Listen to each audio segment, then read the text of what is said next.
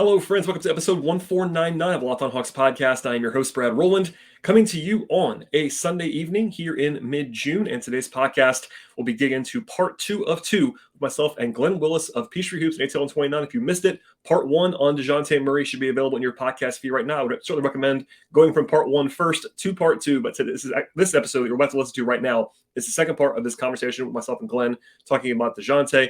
We get into his strengths, weaknesses, offense, defense, all that fun stuff across these 2 parts of conversation, and continuing our player capsule series, which we've done the vast majority of the Hawks roster at this point in time, from the young guys to the emerging veterans to the starters like DeAndre Hunter and John Collins and Clint Capella, and now Dejounte, and plenty of really draft content as well to go around on this podcast feed as the draft is looming on Thursday. I talked to Zach Milner in recent days. I talked to Mark Schindler on our last 2-part episode, Ben Pfeiffer, Richard Stamen. It's been a very, very, very busy time on Locked On Hawks podcast, so please subscribe to the show. And without any further delay, part 2 is on the way with myself and Glenn. You are Locked On Hawks, your daily Atlanta Hawks podcast, part of the Locked On Podcast Network, your team every day.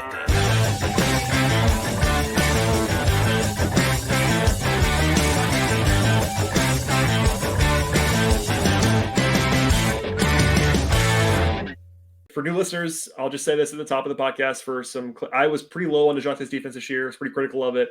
I think I was in the right, but I'm kind of almost being known for that now. People have kind of, I don't know, I wasn't saying anything negative. I just, what I saw. But look, I will just spoil that now and say, I don't think he had a good defensive season. I think that I had Matthew Tynan on the podcast, who covers the Spurs over the summer last year, and he kind of surprised some of my listeners by just, hey, kind of warn, not maybe it is warning. Maybe it was like, hey guys, just so you know, Dejounte, the all defensive player from early in his career, was not the same guy in San Antonio. And I raised my eyebrow a little bit to that, having acknowledged I didn't watch every game in San Antonio. We obviously don't cover the Spurs. Watched more. I was like, okay, I kind of see what he's saying. And I think that, broadly speaking, that's what we saw this year. Now, he still has some strengths. We'll get into that in a second. I will be sure to point those out. He's a great ball hawk, all that stuff. But the metrics back it up. He did not have a good defensive season. Advanced numbers, on-off numbers, all of that. So where do you want to start, Glenn? Am I crazy with anything I just said? Because I think that at a minimum, there was a theory that the Hawks didn't say that he was going to fix everything. I'll be very clear about that. They were not saying he was going to fix everything. But what Travis said, what Landry said, was that they wanted to get somebody in the backcourt that could help the offense, give Trey some help, and also give them a really good perimeter defender at the same time. And I don't think that Dejounte delivered the defensive. You can debate the offense more. I think defensively, he was not what they thought that he was going to be. And it's one season. Maybe you throw it out. It's a different regime now, but I don't think he was very good defensively this year. Yeah. Oh man, there's like so many things I want to say, and which is kind of funny because this is probably the one area the Hawks play last year where I feel like my views are most negative, and I want to manage how strong my words are around it, because it was really rough for them.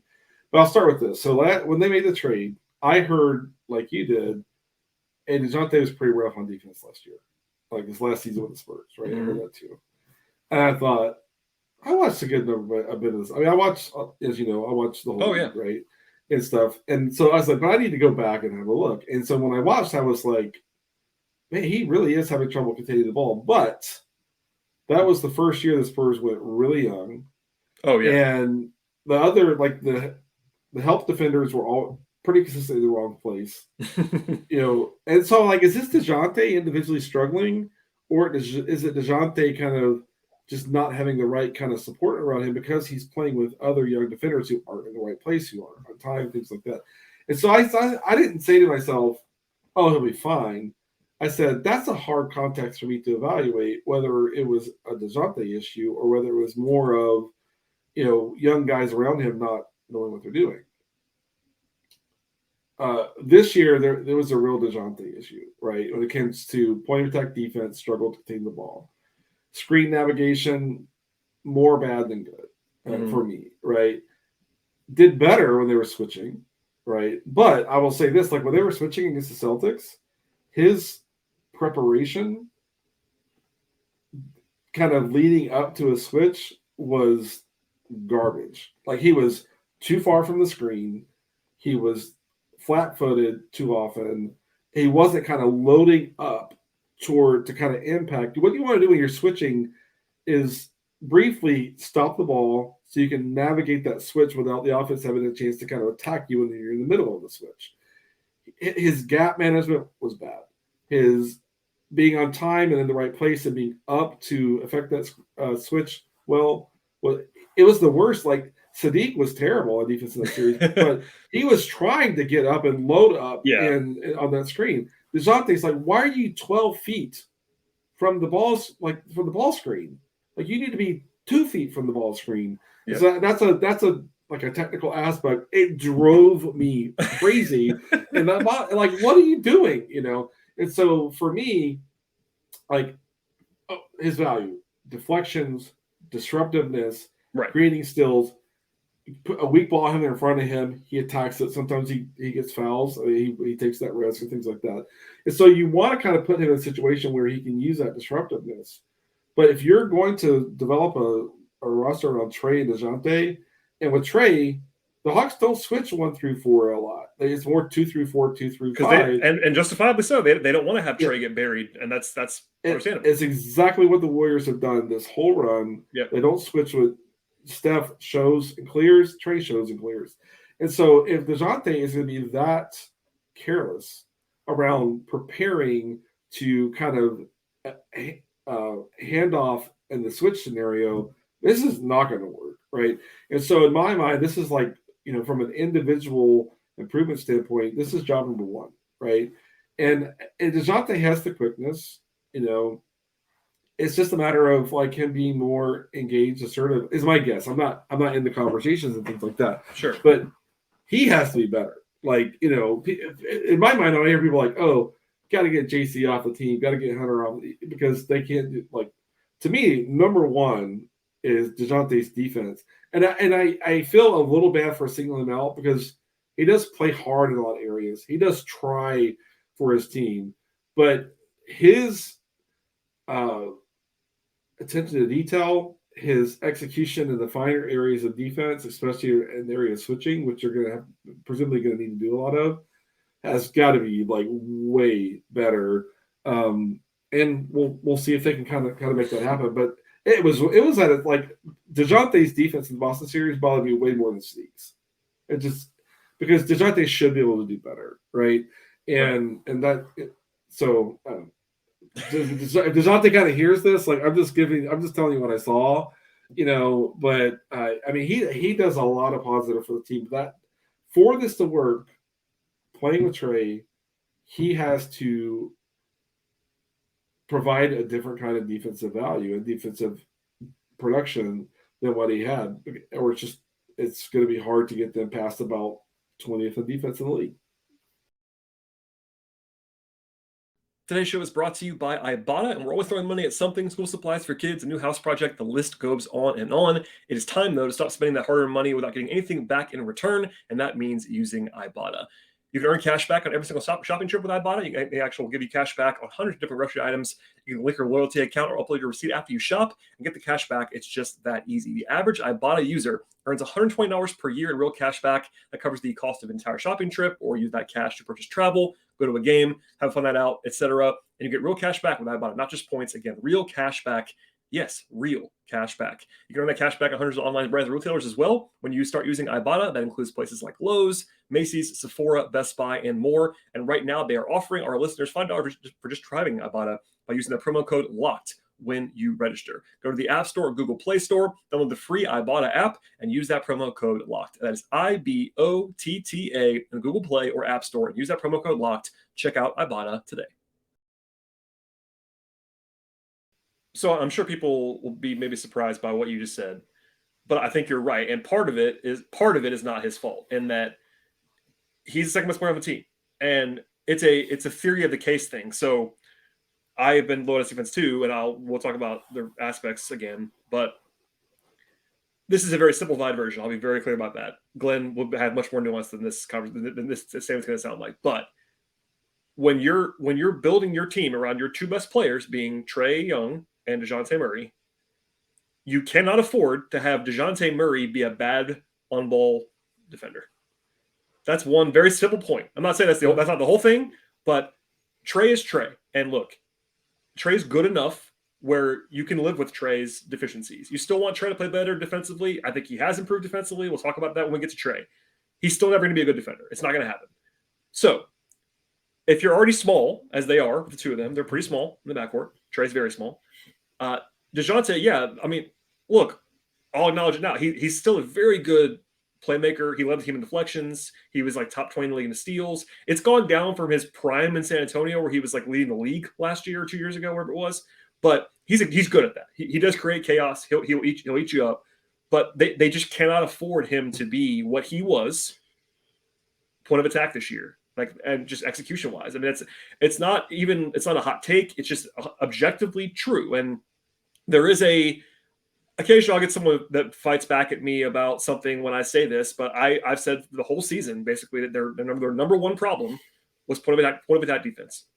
And of course a lot of the responses are like, well, they have Trae Young. I'm like, yes, but Trae's not the problem. Trae is a problem. Trae is part of the problem sometimes. But like, they know what they have in Trae. They have to build their team. They know what Trae is. Yeah, you want Trae to participate. You want Trae to improve. He's gotten better. But when you're selling, a lot of your selling point was that Dejounte's gonna not necessarily fix it, but like, you can't have both those guys do that. I mean, it is more important in some ways for Dejounte, just individual improvement wise, to be better in that area, because other guys have other issues. Like, he's still a really good basketball player. I think that, Saddiq Bey has physical limitations defensively that are going to be hampering to him at times. He's very slow, for instance. And you want him to improve too. He's obviously a guy we picked on defensively. He was pretty bad at times. But like, he's also coming off the bench for you. He's your seventh man right now. Dejounte Murray is your second best player. He's going to be playing 35 minutes a game.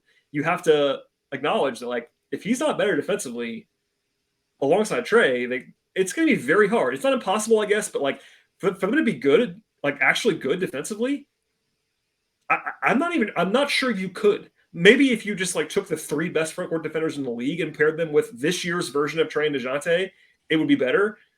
But like, it's really hard for them to be pretty good, even pretty good, with those two guys in their last year form together. And then you throw in, like, you still have Bogey, you still have Saddiq, you have young guys around them. I mean, it's personnel based, and like, I guess to your point, Dejounte, I guess, to whom much is given, much is expected. That old phrase, like, that's maybe why. It's like, look, you have to be better because you can be, number one, physically better, and because like you're on the court all the time, and you're going to be making even more money after that. I mean, right now he's actually on a bargain contract, but his next deal is not going to be a bargain contract. He's making a lot of money. So I said a lot there, but I agree with you.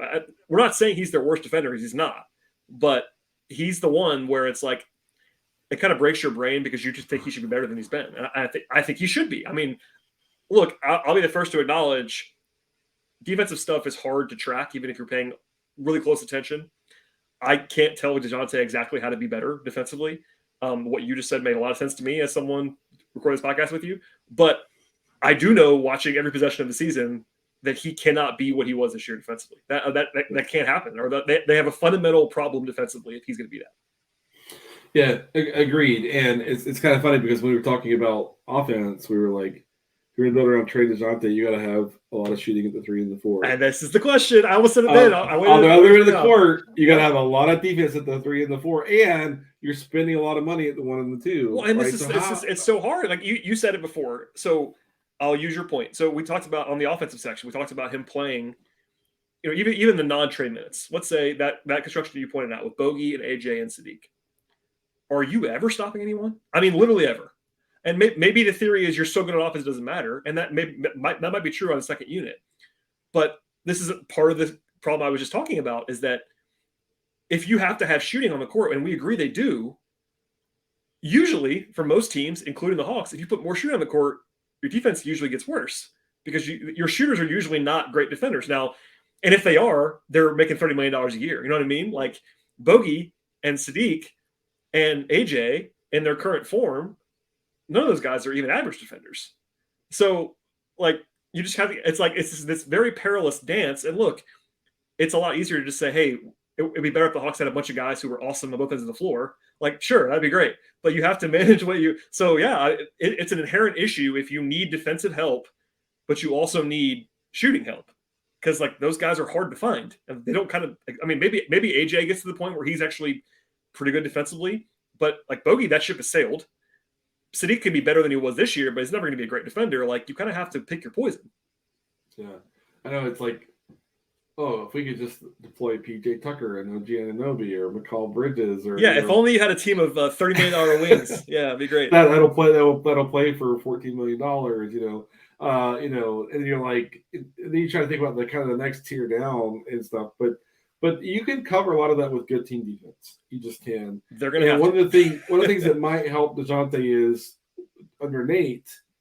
They kind of swung back and forth scheme wise, depending upon matchup and game to game and things like that. Yeah. I mean, it's hard to know because Quinn had Rudy in Utah, and there aren't that many different schemes you're going to play with Rudy as your starting center. But I think Dejounte will benefit from having less scheme variety. And I think that if we could say, this is what we're going to do, and I think that's Quinn's philosophy around that. Now, against Boston, and I talked about this. With the starters on, they tend to play straight up, chase over screens, et cetera. When Sadiq and others came on, Bogey came on, we have to switch. 2 is fine, right? These are the 2 things we're going to play depending on who's on the court, and things like that. But I think switching is going to be more suited to Dejounte being better. Dejounte, for as kind of bad as he is at keeping the ball in front, he's a surprisingly physical defender. He'll go down and fight and rebound. He'll go block shots. He's really quite good in that area. And in that sense, you can, in a lot of cases, play him defensively at the 3 and get him off of having the ball handler having to be in front of him all the time. So, but that necessitates, can Jalen defend on ball? Can Jalen defend guards? And, can AJ do that? And those sorts of things. And for me, this is one of the reasons I go back to the number one thing the Hawks need to add this year is a third guard that can really, really defend on ball. Yeah. That would, playing him next to Dejounte would help. Like Dejounte doesn't have to try to defend, whatever kind of lead guard like Dane Lillard or whoever, right? Those sorts of things. So there are ways, roster construction wise, and there from the lineup construction, the scheme standpoint, that you can help him. But in my mind, there's as a coach, obviously not an NBA coach or anything like that, I think about how can I help my player play better? How can I put him or her into situations where they understand the plan, they feel set up for success, and I can then demand more of them and hold them accountable. For me, like them constantly kind of switching up game to game, week to week, the schemes, up until the coaching change. I mean, you heard me use strong language. I'm not going to use that to dismiss all my concerns about Dejounte. I just think there are things you can do to set him up to be more successful. And I think a more consistent approach on defense is going to help him with that. There still has to be more accountability. He has to be better, absolutely. Yeah. And stuff. But I think there are some things that they can do. There's a player-coach collaboration that can kind of set him up for more success. And then you do have to say, look, Dejounte, you got to hold yourself accountable. We need you more. Yeah, that's number one. And then we're going to help you hold yourself accountable for your defense. That's the ideal way to do it. Today's show is brought to you by PrizePicks. If you enjoy the DFS space like I do, make sure you check out the award-winning app at PrizePicks. PrizePicks is daily fantasy made easy. It's amazing. I know that you will love it as well as I do. It's so easy to use. For one thing, I've been playing there for quite a while now. It's really a breeze. All you have to do is pick 2 to 6 players. Actually choose will have more or less a certain number of points or rebounds, assists, any other stats they're looking for across the board. At PrizePicks also, up to 25 times your money on each and every entry. They offer numbers on sports you might enjoy. That includes stuff like the NBA, of course, WNBA, college basketball, NFL, college football, MLB, NHL, PGA, soccer, esports, and much more. And a whole entry can be done in just a minute or less. It's that easy and it's that quick. Plus, it's just you against the numbers. PrizePicks has safe and fast withdrawals, and they're operating in more than 30 states now, plus Canada. Download the app right now. But PrizePicks, or PrizePicks.com. Sign up for daily fantasy sports. If you're a first-time user, get 100% is a deposit match up to $100 with the promo code Locked On. Don't forget that promo code as well. It is promo code Locked On. Sign up for instant deposit match up to $100. Check it out now with PrizePicks. Yeah, and I think that Quinn, the tone he set when he came in, I think is there is an individual accountability aspect, and that was something Nate probably almost did too much of. Like, hey, is what it is. Like, go do your job, kind of thing. And but Quinn's it's a different approach, but I think that it all comes down to executing what you can execute. And I think a shorthand that I was using during the season was that I believe that Dejounte was miscast as a primary number one perimeter defender. I don't think that's what he is.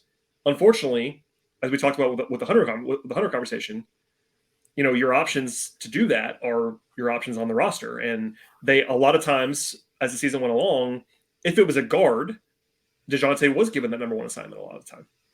And look, that's the territory that comes with it. Like when your build is this, and when your backcourt partner's Trey, and some of the, like, he's going to have to, maybe they acquire a guy that we talked about, that third guard player. But if they don't, it's going to happen again. Dejounte's going to have to guard Dame Lillard. He's going to have to pick your star guard. He's going to have to defend those guys. And we'll see how that looks. And maybe it'll be better this year.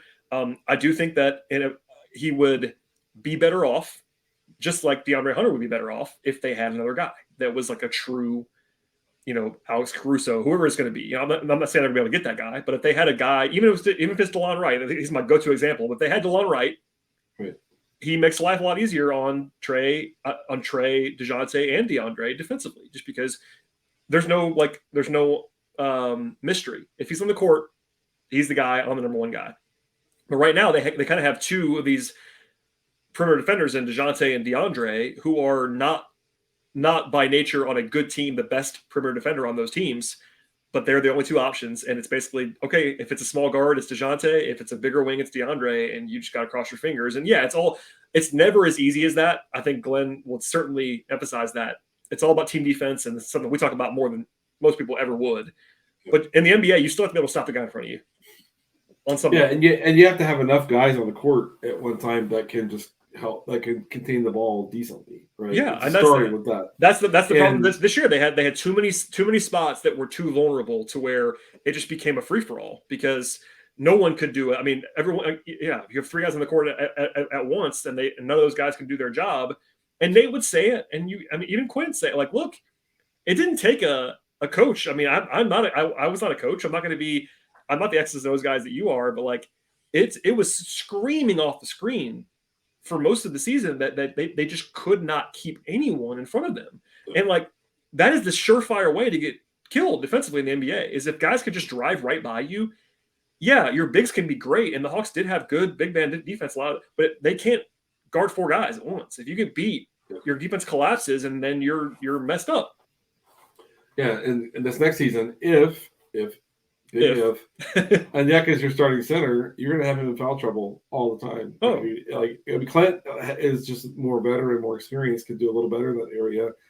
But I mean, I think one of the reasons that they were shifting towards just demanding more of the point of attack and say, look, the bigs aren't going to help us much behind you, was because they had, especially when Clint was not playing, like they had games where Onyeka and JC were in foul trouble the whole immediately, yeah, right. And they were like, oh, they're in the third quarter, like Onyeka has 4, JC has 4, and we can only put one at a time. We're gonna have to finesse this, that, and that's the situation you can't be in. So you can fix that.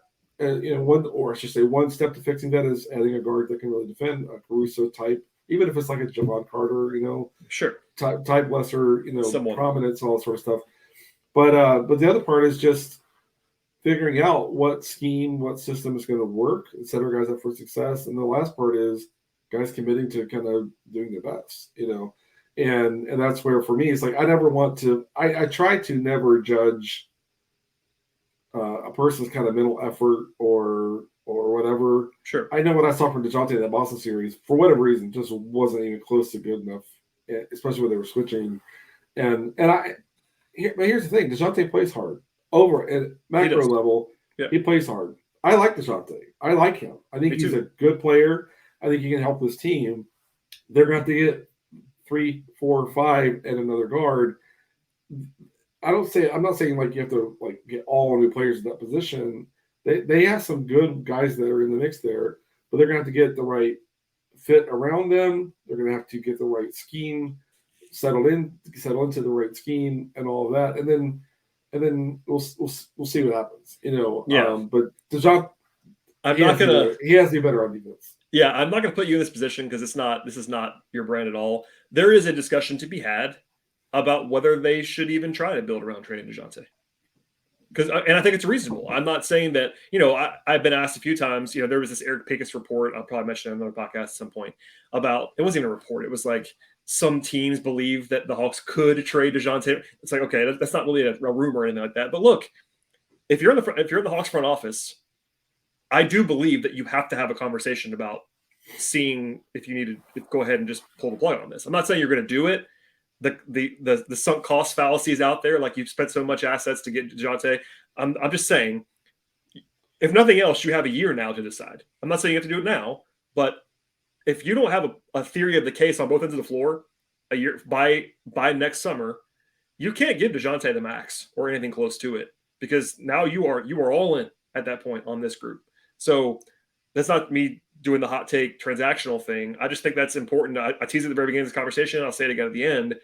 He's going to be a free agent in a year, barring a shock of an extension that nobody sees coming. And this is a big year for not only Dejounte as a player, but for the Hawks and Dejounte to like, okay, because look, Trey's the number one guy on the team.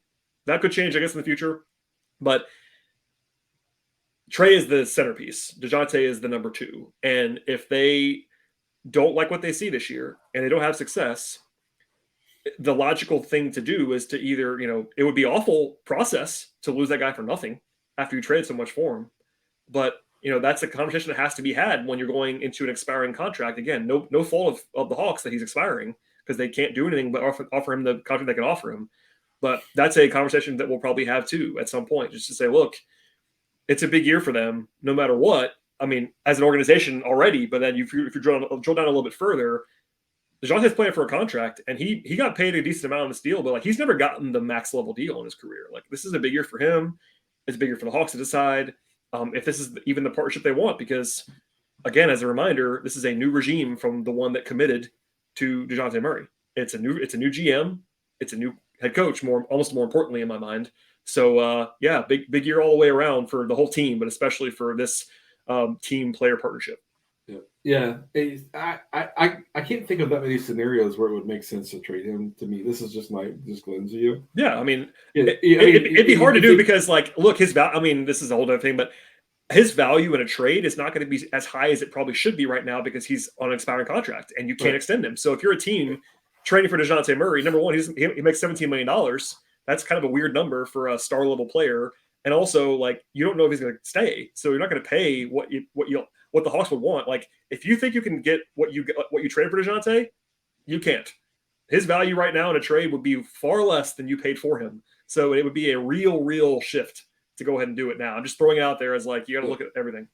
Yeah, but let's kind of look at a few. What could be? They're not perfect, but Portland felt like they kind of maxed out with Dave and CJ. Yep, traded CJ. They did. They have wasted a year and a half of Dame's prime. Yep. And they'd love to get another guard that could play the level of CJ McCollum.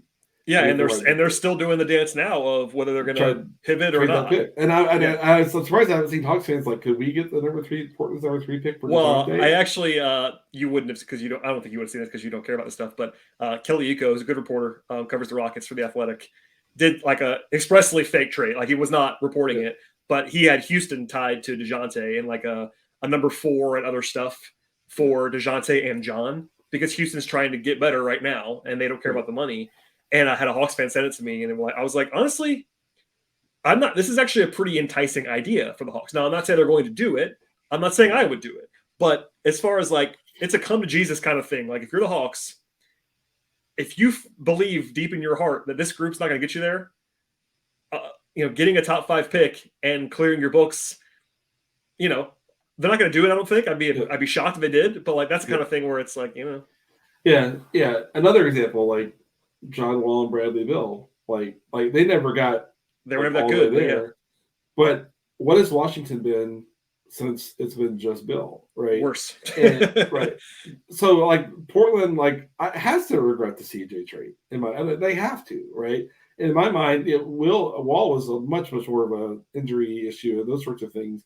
But teams who have two guards and then by whatever means lose one of those two guards, and it is work to try to recreate that. It is. Sorry, Avery Simons is not ever going to be that, right? No. And you can kind of look around the league at that, and there is a lot of value to having two really good guards, right? And Trey, in my mind, is an all NBA talent, right? Definitely. In my mind, Dejounte is really good. Now, yeah, the roster construction, when you're trying to go from being a low 40s or mid 40s, whatever the Hawks have been, to being like north of 50 wins every year, two good guards gets you a long ways towards that. Now there's a lot of other stuff you have to get right. Right. But I'm just saying, be careful what you wish for. Same thing, a casual JC trade, be careful what you wish for. Casual Hunter trade, be careful what you wish for, whatever. In the same sense, you have two guards that can really play.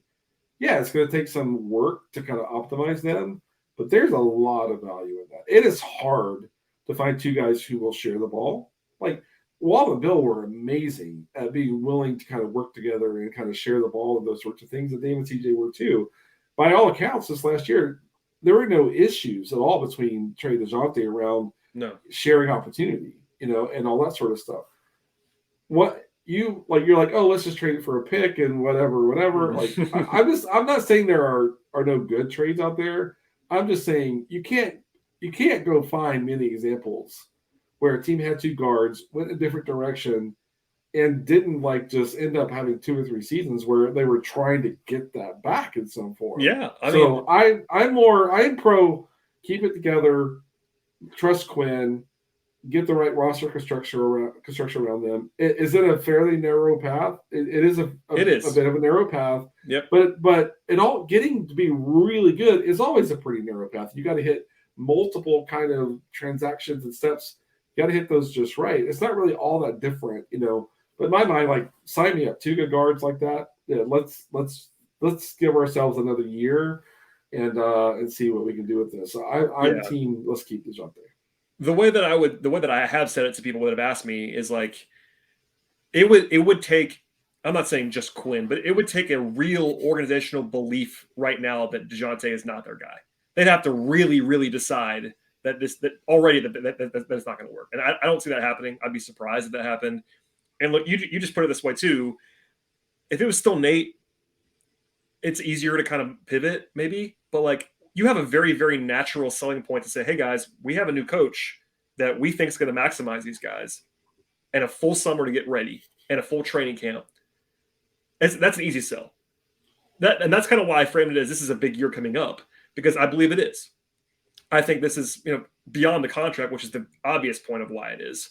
But in particular for Dejounte, Trey, the foundation of it all is that if they don't perform notably better this next season with a lot of money on their books and with Dejounte hitting free agency, then you're talking actual overhaul.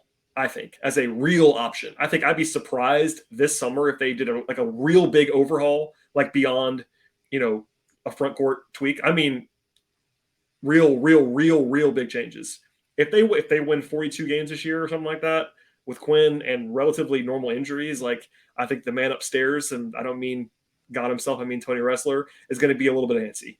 So all that said, I'm with you. I think the most natural path is going to be to just keep those guys together, make some moves on the margins, maybe trade Clint, maybe trade John, whatever it's going to be. But a year from now is the real interesting point, because of the contract, and that's the nature of the NBA. Sometimes is that a guy, the judge is almost punished for signing a good contract, signing a valuable contract for the team, and now he can't really extend, and he's a clutch client, and they're not going to want to take a bad deal, and I don't blame him at all. So. Long story short, it'll be interesting for a lot of different reasons. I mean, we'll be interested by a lot of things in the next year. But if you are zoom out of Atlanta, I think Trey always gets the #1 billing for national discussion of the Hawks for obvious reasons. He's the best player. Number two by a lot is like, okay, what's the next for Dejounte Murray? Does it mean this a re-sign with Atlanta? Does it work with Trey? Right. What's his next team? All that. So buckle up, I guess. Yeah, I know, and it's funny because for me, again, I hate to always go back to this kind of coaching change, but to me, the biggest difference between before the change, after the change, before the change, the Hawks looked like a team that struggled to buy into and trust the messaging they were getting from their coach. Yeah, it was 10 out of 10. Like once Quinn took over, they looked like a team that was fully trusting the messaging coming from their coach. And that to me impacts the way I look at how optimistic I am about Trey and Dejounte year two. I think there's a lot of trust. I think they buy in. I think they see Quinn's track record in Utah and never having like a top 5 player in the league and still accomplishing a lot there. And so and that's a part of the factor of like whether you kind of make a move to divest or not. I think all for me, like all the signs are, run that guard tandem back. Let's get them the right support in the form of a third guard, and let's improve the roster in the areas that needs to be improved. That's where I am with this. I like Dejounte. I disliked his defense, especially in the Boston series. He has to be better. I was clear about that. Yeah. But I trust him because he plays hard enough. He's a team guy. He shares the ball. He works with trades. There's a lot of positives that you saw from this last season. Getting it to be enough is coaching the right plan, continued buy-in to share. So I trust Dejounte, even though there are areas where he has to be a lot better. Yeah, I think I like Dejounte too, and that's hopefully a somewhat comprehensive conversation. We challenged ourselves offline to not have this be longer than the last one, and it might have been. So that's hilarious that we got to that point about this podcast. But there's plenty. We could talk more. I mean, there's more to get into if we wanted to. It's just at some point it becomes too long. But a very interesting evaluation, a very interesting trade a year back, up a year ahead, offensively, defensively, lots of things to unpack because he's unlike a lot of the guys that we talked about. Really everyone until this point, at least for now, like Dejounte is not a role player. Like Dejounte is their number 2 guy and has the ball in his hands a lot and isn't necessarily someone who, is someone that you're scheming around. Like that's one of the things about this Hawks team is that, a lot of the guys we talked about in reality, you're not scheming around your role players. Just as a general rule. Sometimes you have to, but as a team building exercise, like the Hawks are not going to go into the season thinking, how can we build around Bogey? It's like Bogey's the guy. With Dejounte, he's your second best player. Like you have to think about how you're building your team around him and Trey, and we'll go from there. Anyway, Glenn, thank you for all the time. We have one more to go on this. It's going to be Trae Young. I will not promise, unlike the rest of these, I will not promise it's going to come out before the draft because Trae is one where I'm putting my reputation on the line. I don't think Trae's going to be traded at the draft. Kill me if he is. Trae's also going to be the hardest because what new thing can you say about Trae? I agree. Maybe Trae will be a short podcast. I don't know. Maybe we'll talk about other things. I would put money on that. Yeah, I wouldn't challenge us on this one, but it might come out soon. I don't know, but I pledged to myself as long as Glenn could do it and give me all the time. And again, thank you for that. And we get all these done before the draft. We've done it. Trae is the lone exception. Same thing as last year. We held Trae for a while because it was like, all right, well, no, Trae can be held longer, and there's lots of stuff to talk about around the draft and free agency and summer league and all that stuff. So it'll happen at some point as long as Glenn has another hour to spare. But thank you, sir. I appreciate you for doing this. Please plug everything you have going on in your world. Yeah, ATL 29 podcast, P3 Hoops, supporting Wes as he steps into the leadership role over there. Excited for that. And then on Twitter at Willis_Glenn. As I've said before, I'm looking forward to draft night. Looking forward to see what they have. I still like. It was kind of funny because when Kevin and I were going to talk about Cason Wallace before he pulled out of the workout with the Hawks, and I have very specific thoughts about Cason Wallace. So I'm going to save that for ATL and 29. Might put some out on Twitter and things like that. But yeah, so it's a fun season kind of coming up, and the postseason, the real off season is right around the corner. I'm excited for it, and looking forward to all the great coverage you're going to have here as well. And Kevin and I are going to try to provide some value over there on the ATL 29 as well. So check us out. Thank you again, sincerely, for hours and hours and hours of doing this series with me. You do not have to do that, and I do appreciate it. a great deal. As for everybody else, please subscribe to this show anywhere you get your podcasts, Apple, Spotify, etc. Follow Glenn on Twitter. I would recommend subscribing to ATL29 at the highest level. I know I listen to every show, and I don't just say that. I really do listen to every episode they do. So I recommend that as well. Thanks for listening, everybody, and we'll see you all next time.